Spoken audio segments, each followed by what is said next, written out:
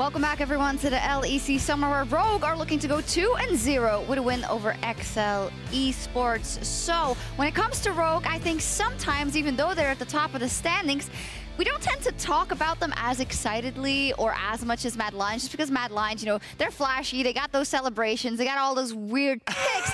But, we got to give Rogue the time of day as well and what they've been doing so far. I think you're so right. It's been a fantastic split so far for Rogue. I mean, the previous split was pretty solid, but this one feels like a reawakening. So securing and holding on to this spot at the top of the standing is so impressive, especially in a split where every game has been kind of crazy, kind of chaotic. To be consistent in a world where everyone else isn't is a good look. That's a great point, and you can also really see the development of Rogue now in these last 2 years that is starting to culminate. Now, I want to zero in on one lane specifically, and that is the bot lane, because after years of chasing the title and chasing greatness, Hansama and Vander now have joined forces in the bottom lane. It is paying off so far, I would say, and I think for these two players individually, starting with Vander, they've had a long history, and they've actually reached high heights already in their career, and are now looking for a career renaissance, let's say, or that second chapter for success. Yeah, because when you look back, like, let's start with a player like Vander. Everyone remembers the H2K run at Worlds, but remember that before Forgiven joined that roster and they had this huge turnaround, Vander was struggling a lot. He was getting caught out left and right. I remember Nami games that were, quite frankly, miserable,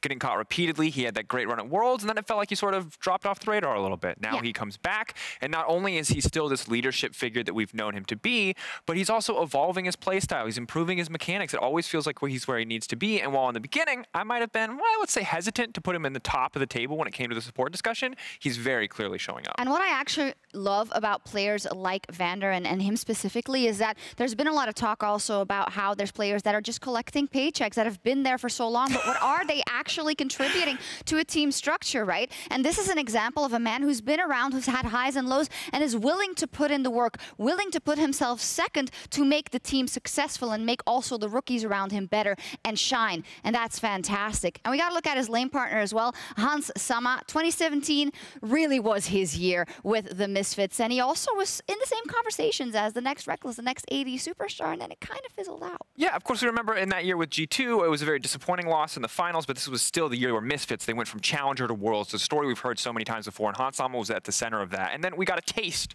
in 2018, just a little bit when the Mage meta came around.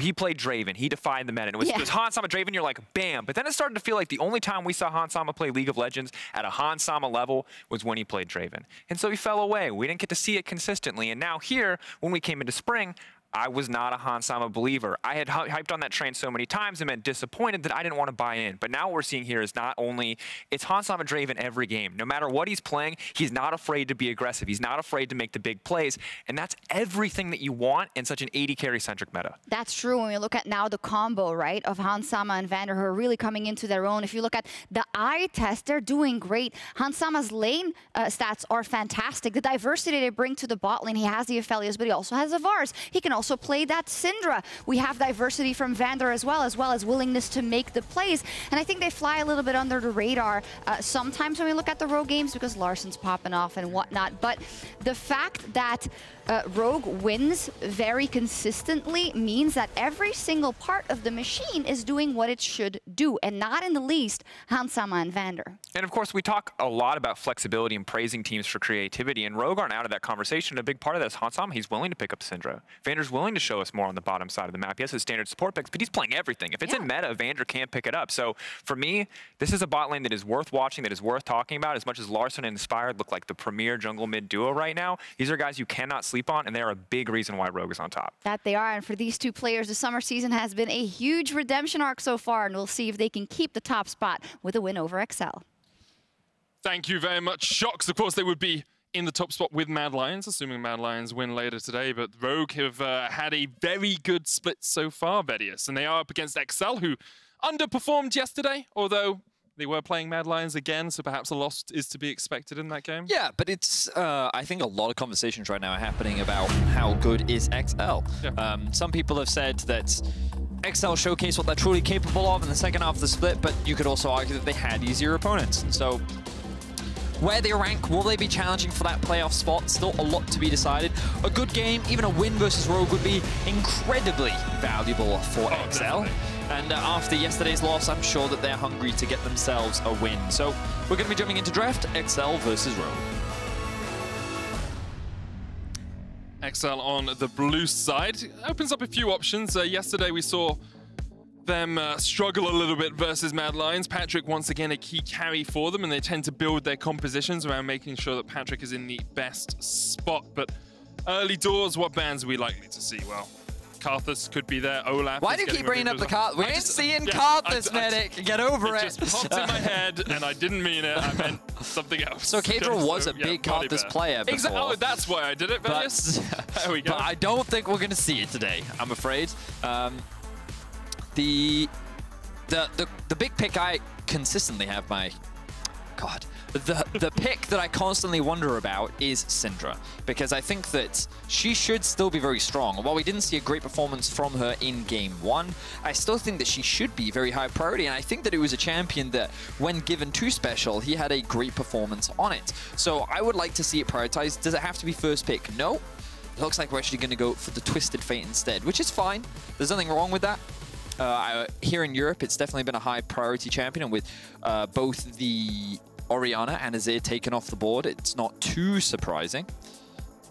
But Thresh is also open. Ooh, you just gave Vander Oh, yeah. I mean, we've just had an analyst segment talking about how good these guys are, how aggressive Hans Sama has been this split, how he's playing near his peak.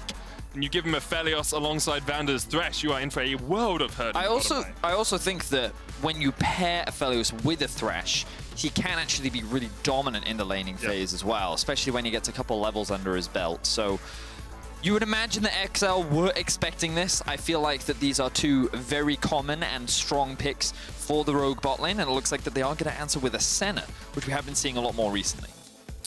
Senna could, of course, be fasting, could, of course, be farming. We'll see what the XL decide to team it up with in the bottom lane. With the Tahm Kench, I expect it to be a farming Senna, and Torre will just be doing what he can on that Tahm Kench to keep that Senna safe. But it's not going to be the easiest of jobs because, of course, if you're Thresh in this lane, you just hook the Tahm Kench instead of hooking the Senna, and you can constantly harass him down. I wonder what Larsen's going to go for here. We've been seeing him a lot on control mages this split, and I thought Corki, but I didn't want to say it because I was like, I don't know if Corki actually is the best here, but it's like what you'd expect the most to come from Larsen. I think that when you have double AD carries, you're inherently going to say, hey, like, they've got really good Baron, they've got really good objective control, they've got great scaling, they both spike really hard. Well, okay, no, actually, their spiking is a little bit delayed because now you run the Manamune on the Corki instead, right? Yeah. So by going for that and then into whatever you want second, like, usually it's the Trinity Force, but that should mean that both AD carries spike around the same time on 2 items. Which is kind of what we come to expect from Rogue. Now you have to wonder if XL is going to ban away the Ornn, because in very typical Rogue fashion, they would look to try and get their engaged top, and they would also look at something like a Trundle in the jungle right now, where they would just kind of... That or the Olaf are the 2 options, but I don't think Olaf makes a huge amount of sense here, unless they really want to go ham and trying to snowball bot. But I also quite like the Wukong down here from Rogue as well. They can obviously save their top lane counter pick if they want to, but I think that Ornn would be a very solid pick here, and then they could look to counterpick jungle if they wanted to. And the thing is, Kryze has not really shown us the traditional tank top laners, right? Like, if you get rid of the Wukong, the Vladimir, the Mordekaiser... Kayle is the other thing he goes for. Gangplank, Quinn, and Gragas round out the rest of the things he's played this split. Actually, that's a great point, because then if Rogue lock in Ornn here... Yeah. Then he's probably going to respond with a Kayle. So you probably have to be a little bit careful about blind picking your top laner, especially if you don't want Kryze to have that counter pick. But do you really mind? Like, if you have Ornn and then double AD carry backline, you can put a huge amount of damage, and you could flex. Yeah, that's actually a really solid pick because, yeah, as you rightly said, you can flex it. The engage right now isn't the strongest on the side of Rogue. Like, we've been talking a lot about the Rogue comp. I would also say that, like, it's pretty straightforward, pretty front to back, right? There's nothing too complex about it. XL's comp is a little bit different because they already have 2 semi-globals in the form of the Senna and the Twisted Fate. TF going to be very powerful attacking these side lanes, but I don't think that you really want to invest a huge amount into trying to snowball a Senna Tahm Kench lane, right? That's typically a pretty farm-focused lane. You'll care about stacking up or getting as many stacks as possible on the center. Now, if they do go for a Camille here, then that's definitely where you want to be putting your focus in. When I was researching Cryz, one of his big picks in the ERLs was Camille. Like, he loves this champion. He's really good at split pushing with it. It's one of his signature picks, so I love it being picked up here. As you say, it means that Special has a lane that he can Destiny into and get ahead.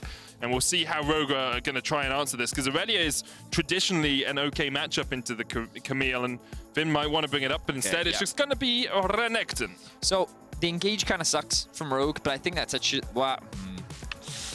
I'm going to think a little bit more about Rogue's comp before I commit to it, because I think that there are a couple things that I have a few questions around. But for XL's comp, I think that we can set some very clear expectations. This is actually a split push comp, like 1-3-1, something that we don't often see. I think it's been a really interesting debate. Enner and I were talking about it a couple weeks ago, where we think that because of the Drake, team fighting is just the meta right now, and unless you can get early Drakes, it's very difficult to actually effectively split push. So I think that XL have already made it harder on themselves drafting this way, but if they can make it work, then fantastic, that's great. But obviously their team fighting, I think, pales in comparison to that of Rogue, so playing around these objectives later on is going to be difficult. We also really need to see Special getting out of this lane, roaming, attacking the sides and trying to snowball Cryz. So a lot of weight sits on the two solo laners for XL going up in this very big matchup versus Rogue.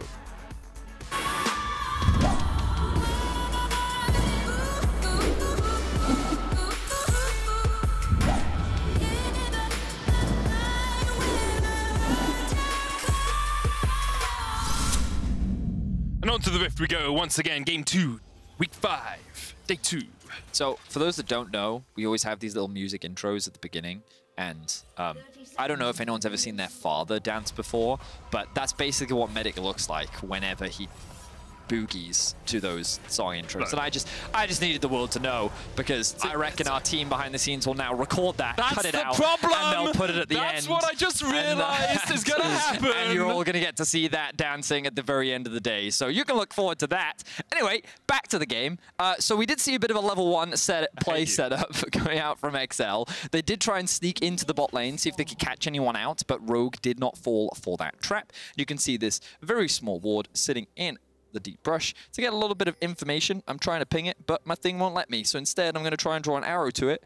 It's over there. There you go. That one. That's the one I'm pointing at. So this is going to be useful for getting information in the lane.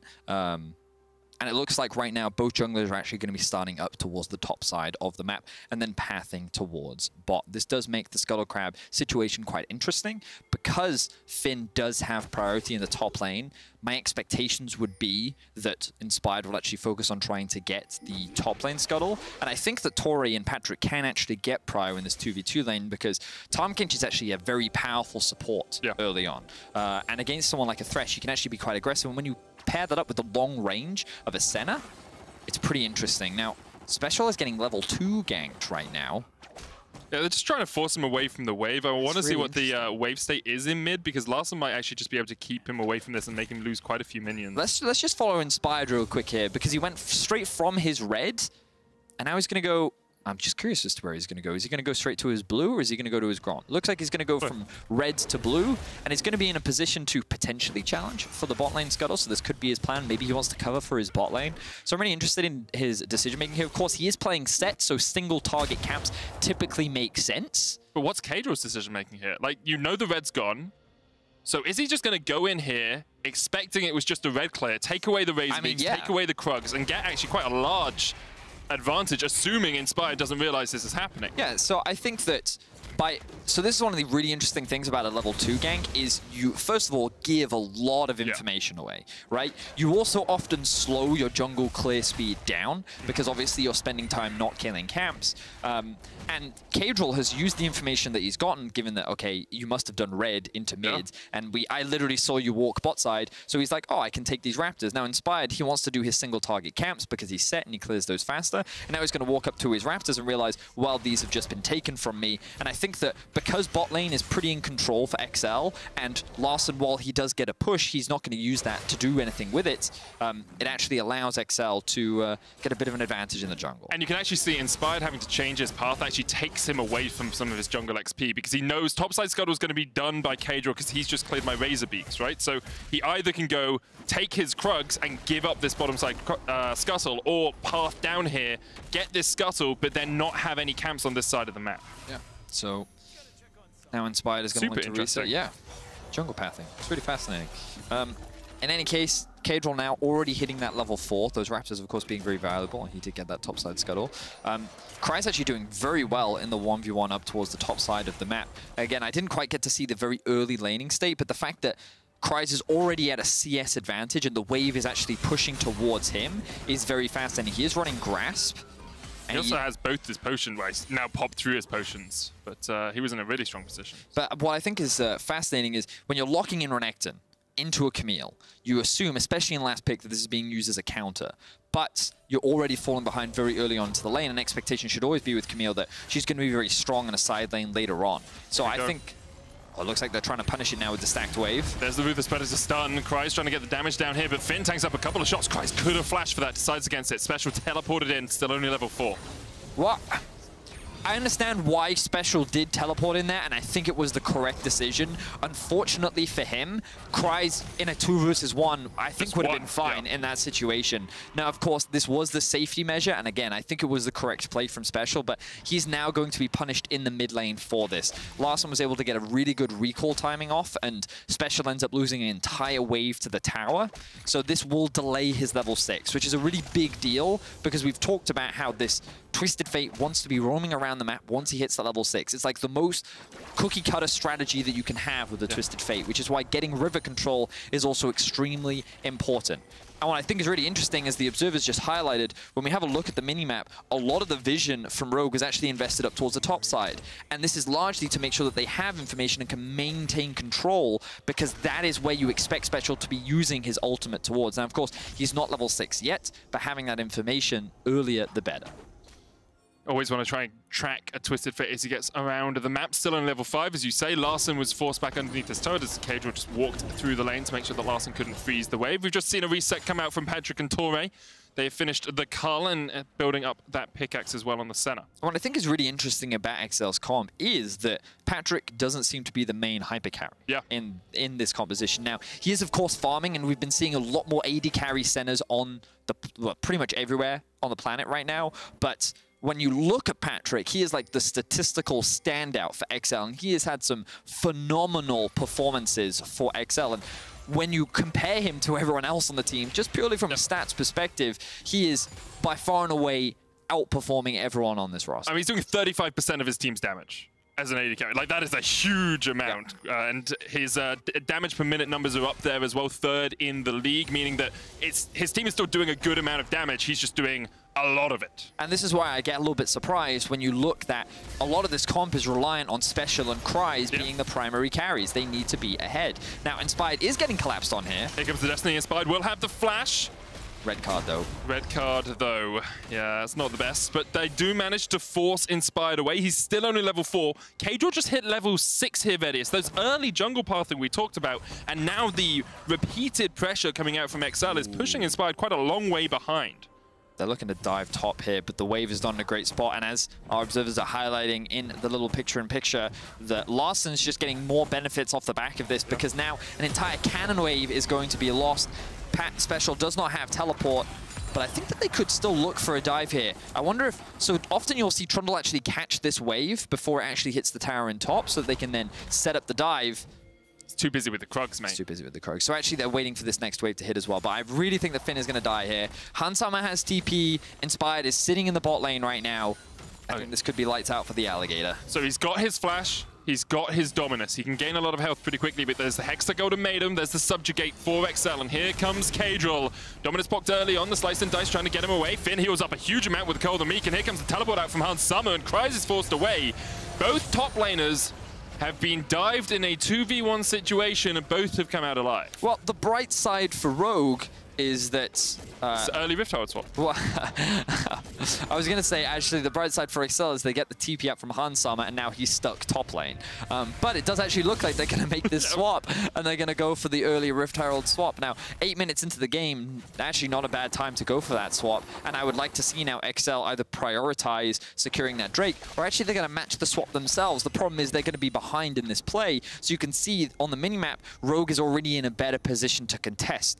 The main difference is that Kryze has not reset yet. So he's still hanging around the top side. He's making sure that there's a little bit more information. Now he's going to go for the reset. The question is, will he TP to bot, knowing that Finn does not have his teleport available? Yep. It looks like he's going to do that and catch that wave. There he goes. He's picked up his Phage on that Camille, getting pretty strong early on. Gold pretty even between these two teams, but it looks like XL are just going to give this up, accepting that they can't really challenge the Rift Herald, at least until Patrick has been able to push out this wave. Inspired is doing it. And Patrick is going Manamune on this Senna, as to be expected. You're very mana hungry, and it is just a very powerful item. We heard from Dracos and Fosk in Ready Check how strong that Manamune can be when you stack it up. So now XL making the cross-map play happen. As Special looks for a bit of a trade there in the mid lane. Larssen farming up comfortably. If we could have a quick swap over to the gold, I'd really like to see where this difference is starting to build. So even though Special has been put behind in terms of losing a lot of farm, he's only 200 gold behind right now. You've got to remember TF passive probably going to be making up a small portion of that. But pretty much across the board, things are relatively even. A bit of an XP advantage was in favor for Kadril in the jungle, but now both junglers level 6. Larssen has a level 9 advantage over Special, but game state relatively even. And I think the fact that Kryze hasn't fallen behind at all due to that early dive and is actually ahead in CS is a position that Kryze is very comfortable with. Yeah. Especially when you want to open up the map. And XL, them getting the first Drake, is something we did talk about earlier, where the fact that you do not have to prioritize securing Drakes later on means that you can continue playing the map, and you may even be able to use the Drake as a bait, because that's clearly a point of contention that Rogue will have to fight for should XL be on 2 Drakes, maybe even 3 Drakes, and so you can use the power of Camille to then split push in a side lane. So I'm really excited to see how they use the split push comp, because it's definitely not something we often see in the current meta. Well, they have about 1,000 gold lead right now. I think that's just come out of a plate in the bottom lane and a little bit of CS. But I do want to talk about kind of expectations for the split push composition. I know it's hard to like make comparisons and say, well, if the two teams are even at this point, this team should come out ahead. But what is it exactly that you feel the split push comp needs to really set themselves up for success? Well, in an ideal world, the Camille wants to be ahead. And I think that right now, based on how Kryze is playing this matchup, he feels very comfortable. It's still probably pretty even, but if your split pusher is strong, then that's great.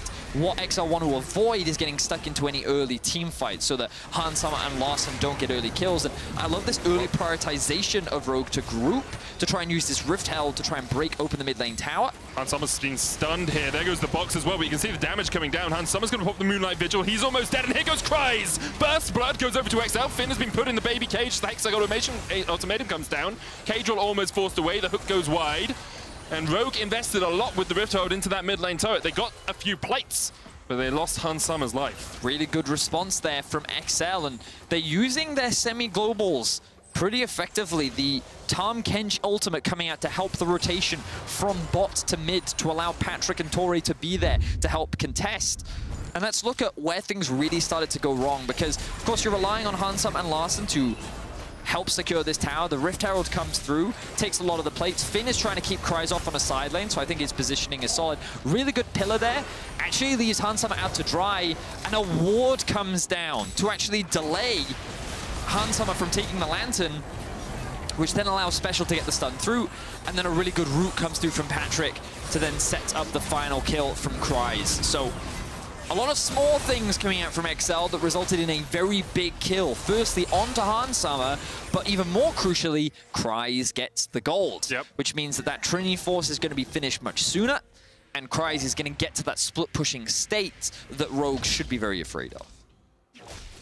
XL finding an early kill, an early dragon. They have another dragon coming up in about 2 minutes' time. I want to see a Twisted Fate ultimate up towards top side now. I think that's the play. Yeah, good positioning and recognition from Vander there. I think he saw the same play that I did, because when you look at the mini-map, you see all these wards littered up towards the top side of the river like this. Oh, that's a bigger circle. That's not the one that I wanted. You got all the wards in the circle, though, so it's good. Yeah, so I wanted to point out the... why is this still here?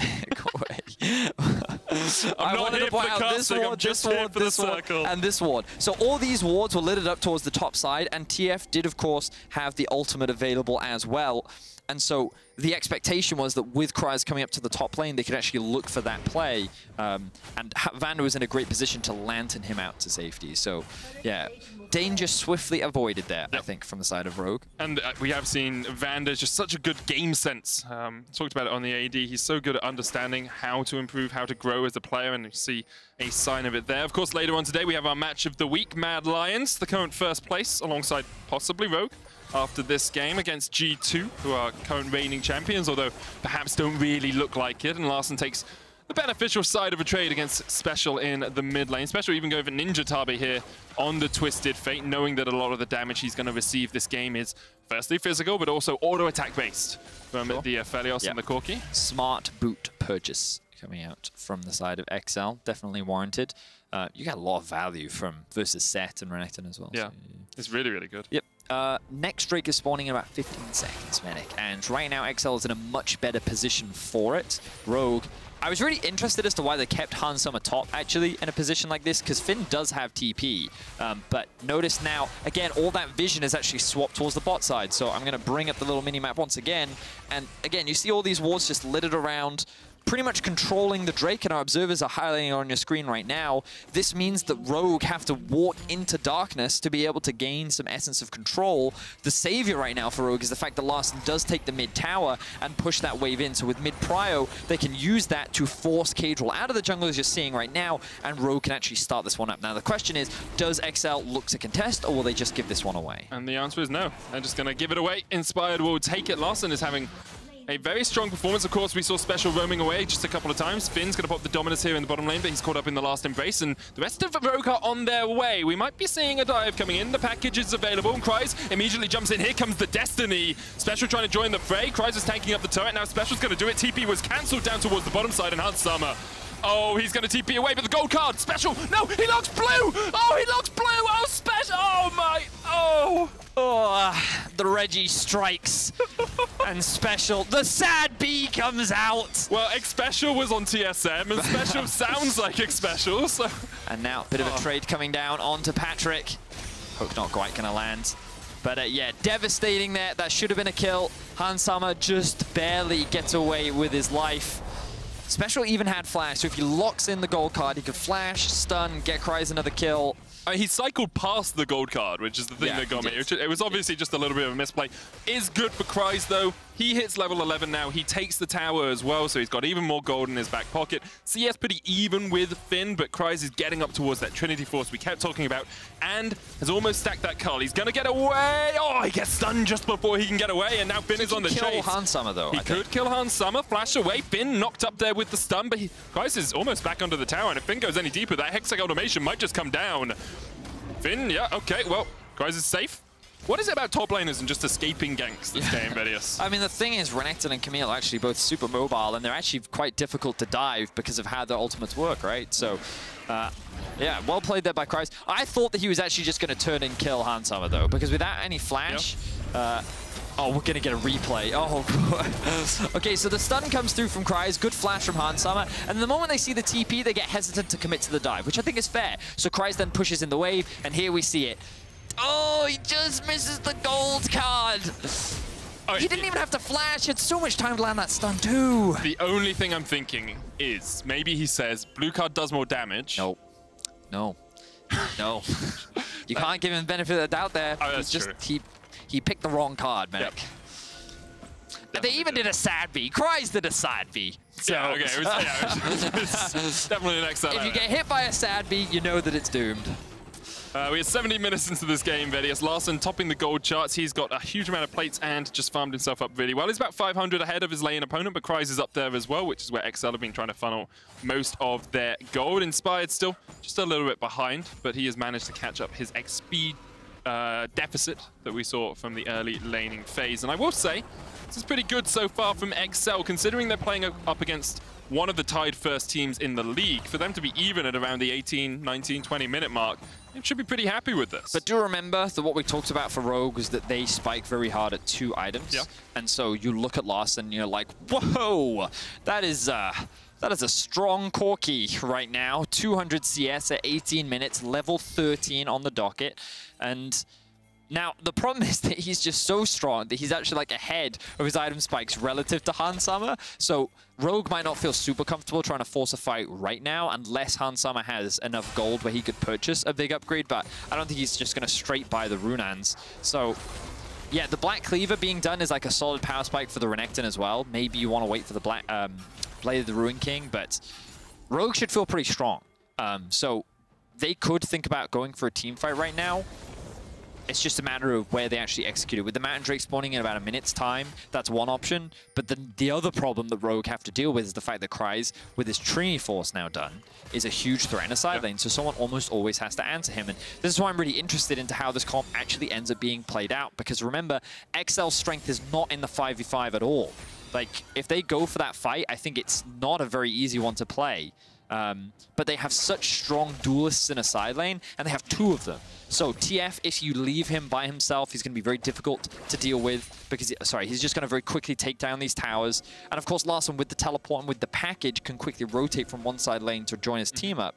But yeah, I think it's really interesting how they're actually going to execute this 1-3-1. Well, I'm going to see it right now. Kryze is rotating down towards the bottom lane. He's going to be tasked with clearing out that one for the moment. I will say, early on, you talked about how XL could play around the dragons, and having taken that first dragon, they actually put themselves in a really good position, because Soul Point is at least 18 minutes away, even with another one spawning now. So if they don't want to fight over it, or if they can't find this safely, they can just leave it. However, we have just seen resets coming out from Rogue, so this would be a good time for XL just to push into that river if they want to get some control. So you can see the Zeal now coming through from Hans Sama. Still not quite at the Runans that he wants, but this Corki is very, very scary. Ultimate comes through from Special to get a bit of information, and XL right now first on the Drake. They do have Kryze on the bot side, and this could very well be our first fight of the game, Medic. Corki package has just been picked up. Rift Herald is used in the mid lane, but I think this tower might be this dragon might be down before Corki can really get there. However, Rogue might want the fight afterwards. Last Embrace going to hit Inspired. Dragon taken by Kdraw. The hook lands, but Moonlight Vigil only hits on towards the back line, and here comes the package. Larssen in the Hexag ultimatum. Kryze showstopper off towards the back of the fight, and already he's dead. Kdraw's next on the menu. The next target he's ticking away, and Vander will take him down.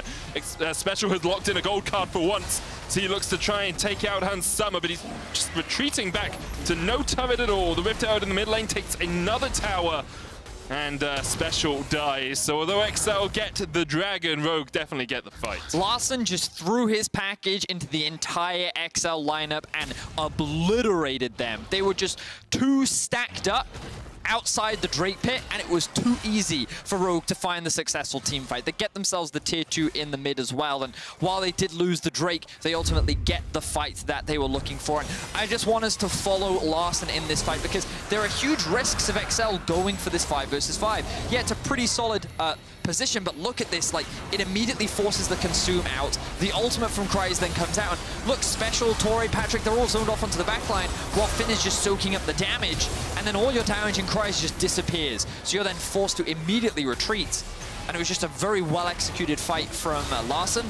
But this was the risk that we were talking about, Medic. When you go for those Drakes, you're putting yourself in a position to actually end up in a fight like this. Yeah. And this is not what you want to be if you have XL's comp. You really, I'm not sure you needed to go for it either. Look at the damage out there from Larssen, 3,000 on the Corki.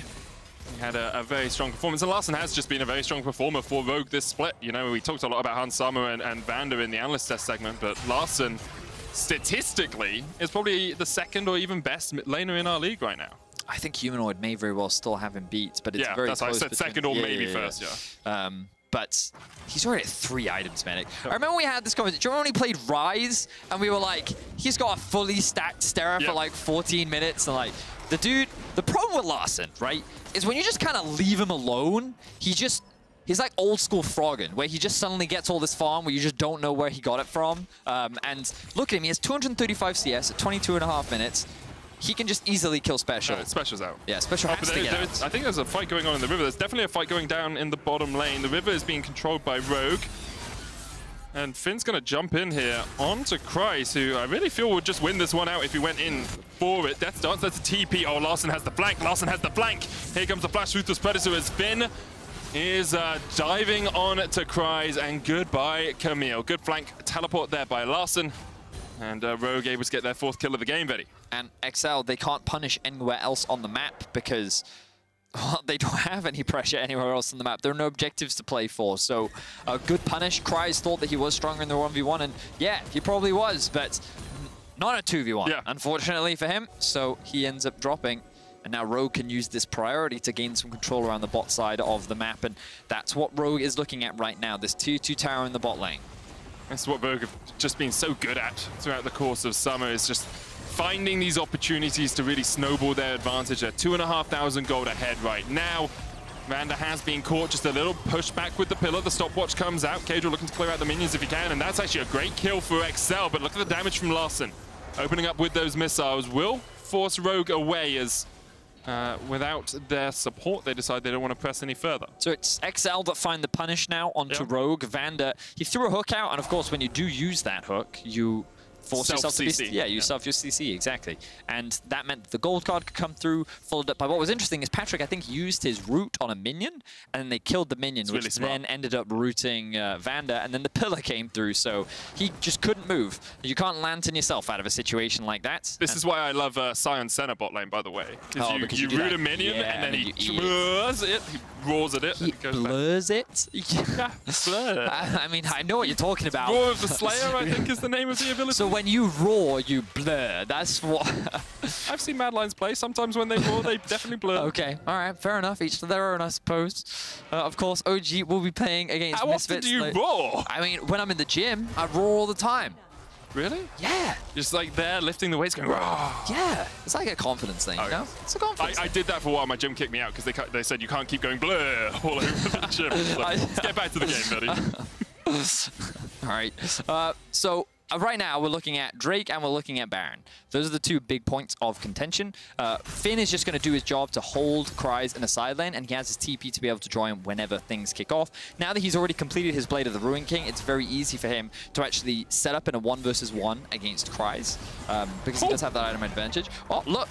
Aphelios doing Aphelios things, and all of the HP of Patrick disappears, which then makes it very easy for Rogue to set up for this Drake. And XL, I doubt that they're going to want to look for a team fight right now. No, but they did manage to get the last dragon, so things will be evened out 2 apiece. Mountain Soul, actually pretty nice against Rogue's composition. It kind of nullifies some of the poke that they have in the form of the Corki, but it's still a while away. At least 10 minutes on the clock before we'll see that one. And Rogue are just going to push in mid. 3 items complete on Larssen, as we said. He's got a BF sword to top that up. You've got the Runeans complete alongside the Infinity Edge for Hans Sommer, so he's in a really good spot. And Patrick has gone Duskblade second here on the Senna. It's a pretty good itemization choice. You know, you have quite a bit of damage on the Senna when you get that Duskblade, when you get the unseen passive, but he feels just a little bit lacking compared to Hans Sommer and Larssen right now. That's for sure. Of course, you do have a huge range advantage with Senna, which is why I think that she's a pretty solid pick into things like Aphelios, who can often struggle when it comes to playing into range. But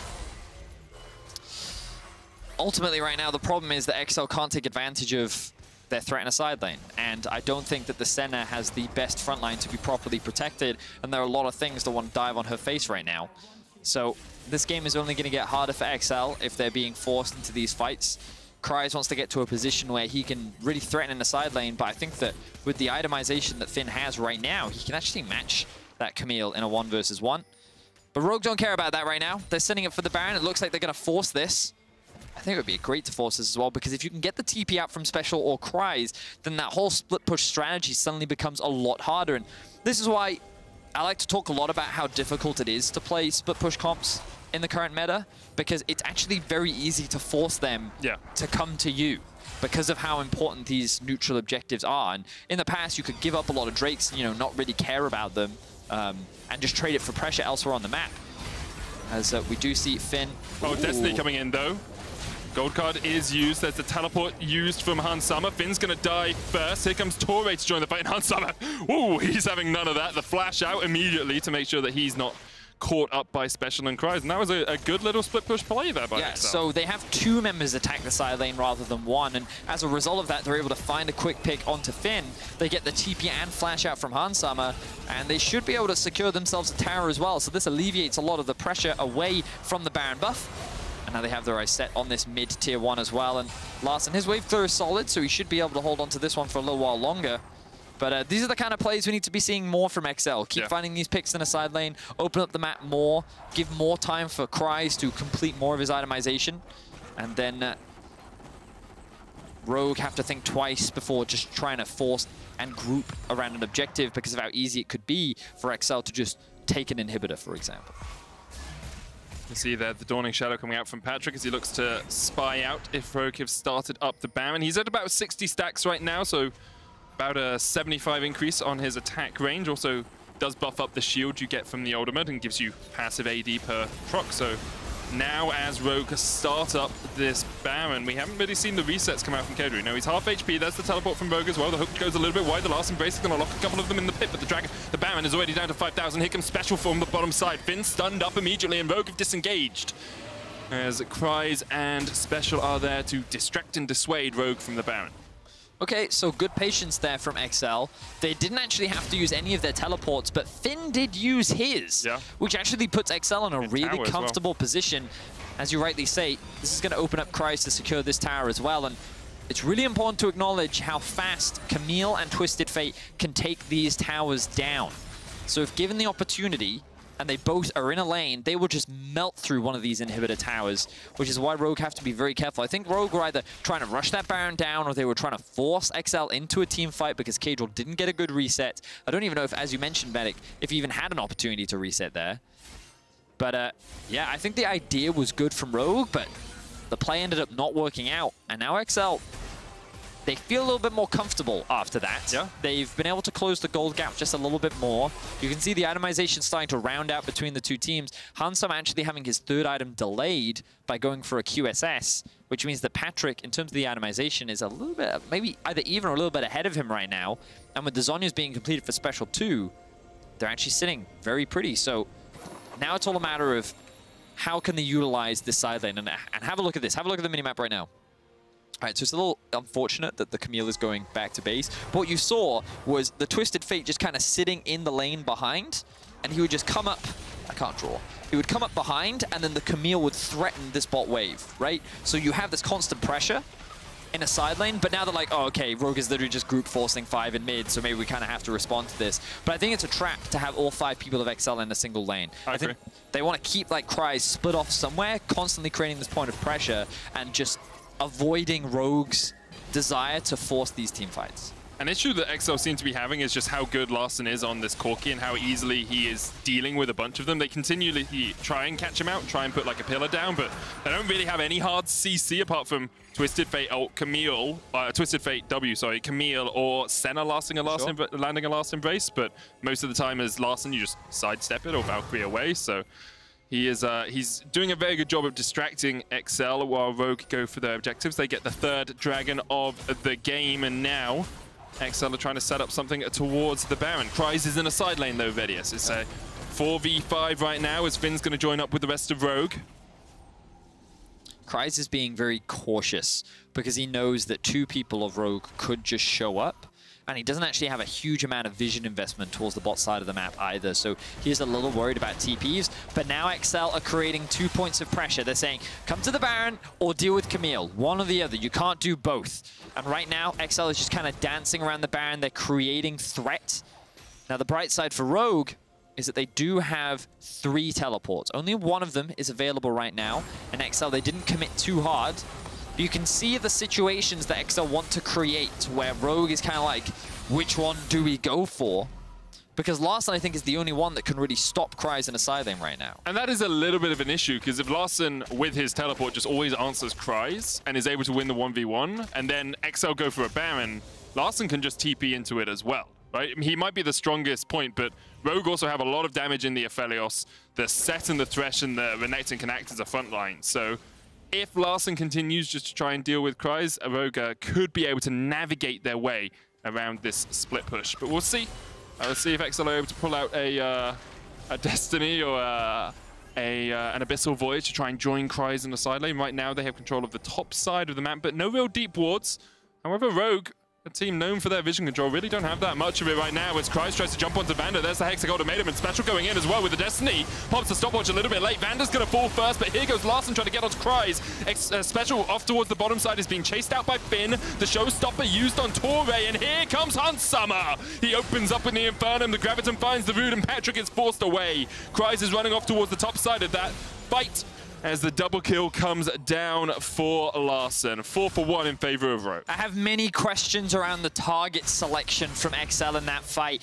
The fact that they wanted to try and kill Vander, the positioning of Special, everything about that fight made it so easy for Rogue to just come out on top. With such long death timers and 280 carries, Rogue could be looking to end the game right now. Could just be it right now, right here. Rogue just takes them one fight, a 3,000 gold lead for them, but those Nexus Towers are in their eyes, and Cries doesn't have the Hex of Ultimatum, doesn't really have a way of stopping this. Rogue gonna go 9-2 and claim for perhaps a short time first spot all alone.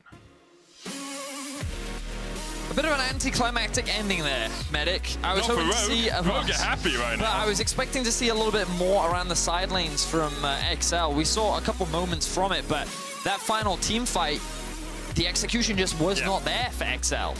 The Special put himself in a really awkward position where he lost half his health before he could do anything. The fact that they focused in on Vander rather than Hunsummer or Larssen, there's just... the pieces did not come together in that final fight. I was also trying to just work out why they were fighting there.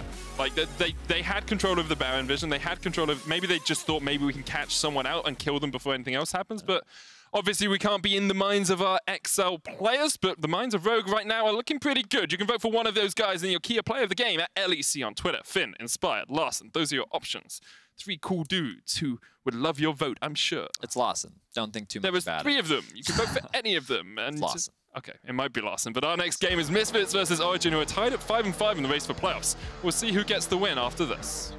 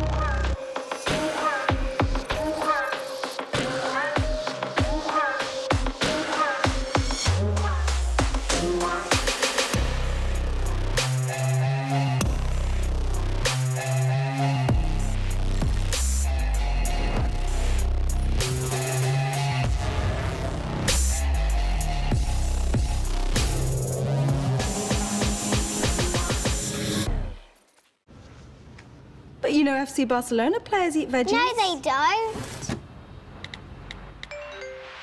Hey, guys. That's a sponsor, Dad. I think it will be a tough one, but we are ready. What? Come on. Do you still have those carrots? Of course I do. Getting them to eat healthy takes a long time. Beko Harvest Fresh preserves vitamins for longer by simulating the natural 24-hour sun cycle.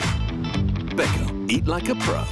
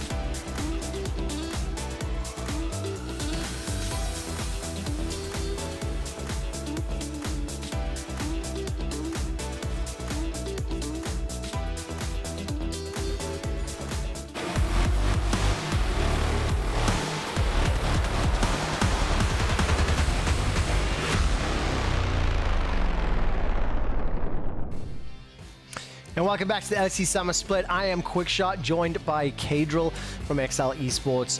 First and foremost, thank you so much for taking the time to chat after a difficult defeat and a difficult weekend. Kadril, talk to me a little bit about what happened that game. It felt like you guys had put together a composition that could split push particularly well, but never really got going, despite what looked like a promising start. Yeah, I think, we had lots of global ultimates. We had Senna, Pumpkin, GTF. And we also had TPs, so our game plan was quite clear. We were just going to play for Camille and try to get her ahead on side lanes and just kind of move the enemy team around the map. I think the early game was okay. We got a good early lead because Zed tried to level 2 gank mid and it didn't work. But towards the mid game, we kind of gave up a bit too many objectives and we didn't contest the correct waves, I think. It felt a little bit like you guys weren't exactly on the same page. Like the way Rogue ended that game, that very last team fight, the Shoutcasters, Medic and Vedius were talking about like target selection from XL and not really being able to jump on the same person. What was it like from your perspective? Was the team on the same page, or were there some challenges to get through today? So yeah, we tried to set up a trap with the Senna W in the bush. We were kind of aiming on the first person that walked close to us. We were just gonna pop everything and just go on them with TF ult and Camille. It kind of worked. We did get the Thresh, but we went a bit too deep on the backline and we took too much damage. I think their carries had a lot of items, so it was quite difficult to survive their burst, and then they just chased us down in the end. So yeah, they had a mid-wave when the team fight ended, so it was quite difficult towards the late game. It ended so quickly. I was actually a little bit surprised by that myself. When we step back and we look at yesterday's defeat to Mad Lions, today's defeat to Rogue, it was always going to be a tough weekend. And, we've been singing it on broadcast that XL started the summer split against the toughest opponents and, picked up some losses, but then bounced back. How does the team talk about that? This was a weekend in which I was looking at how good are XL against the best, and now we've seen you guys struggle a little bit. So, how do you feel about the losses? Obviously Rogue and Mad Lions are the first place teams. I wouldn't say that they're the strongest teams. I think that we can easily beat them. I think yesterday we just dropped the ball a bit, and I think the game was still quite close. We had some good decision making, but essentially we just couldn't find the win. And then today, we were even up until 30 minutes-ish. We just didn't play correctly. A few steps we were missing throughout the mid-game, and the late-game decision-making wasn't super on point. I would say we did decently against them. I would definitely hope to pick up a win. But yeah, it was an okay weekend, I suppose. Kadril, how does it feel being part of a league where so many teams are so close together? Multiple teams tied at 5-5. At the end of the day, they built 6-5s, 5-6s, and then, you guys are only 1 or 2 games off the pace. On one hand, it's exciting, but on the other hand, it must be terrifying to know that any of these losses could be the end of playoffs. Yeah, now that it's sort of like everyone's 0-0, right? All 9 teams. It's almost like the start of the split, except for it's halfway to the split. So the best of ones from this point onwards are so important. You can't just make mistakes and drop Barons and just lose the game randomly, because that could cost you your playoff spot. So it's a lot more dangerous than it was at the start of the split. So yeah, dropping best of ones to weak teams is just unacceptable at this point. So dropping to weak teams, let's make an assumption here. The way that XL is currently sitting, when you look at Vitality and we look at Schalke, you guys could be one of those weak teams, right? And the assumption is then if you take wins off Vitality and Schalke, later in the split, that's how you really guarantee it. But where else are you going to be finding these wins? If Rogue and Mad are gone, we've got OG, you've got Misfits, Fnatic, G2 still in the middle of the pack. Some of these guys are not going to make it to playoffs. So how do you plan on beating those teams around you and just above you? Well, we have to beat the lower tier teams like Schalke, Vitality, and sort of the playoff contenders like SK and Misfits. It's like if we lose those teams, obviously we have no chance. And then we do have the teams like OG and Fnatic, who Fnatic kind of slumping a bit, but Origin seems to be stronger. But picking up wins against them would obviously be super important. They could be the the deciding factor in like tiebreakers, I think. Because we have lost to Misfits and Origin, I believe. So if we beat them, then there won't be any tiebreakers if it does come down to it. There will be tiebreakers, sorry. So if we get an extra win, then we should be ahead of them. So picking up wins against teams like Fnatic, G2, Origin, pretty important, but yeah, we'll have to see. We've got time just for one last question, and I do want to ask if you have any message to the fans and the viewers at home. On a personal note, not having the XL Esports La chance in the studio is heartbreaking. It was always a lot of energy, and obviously people feed off of that. But let's give some hope to the XL fan base out there that are cheering from home. Yeah, the XL fans have been sending us videos on Twitter and social media, cheering us on. It's actually quite inspirational. We watched it before the games, and yeah, although we lost these 2 games to the top 2 teams, I still think they're pretty strong. So you'll see more from us this split for sure. Kjell, thank you so much for taking the time. It is always difficult doing an interview, especially after a defeat in a tough weekend. I really, really appreciate it. Best of luck with the practice. We will see you next week. We're going to an ad break. When we come back, Misfits take on Origen.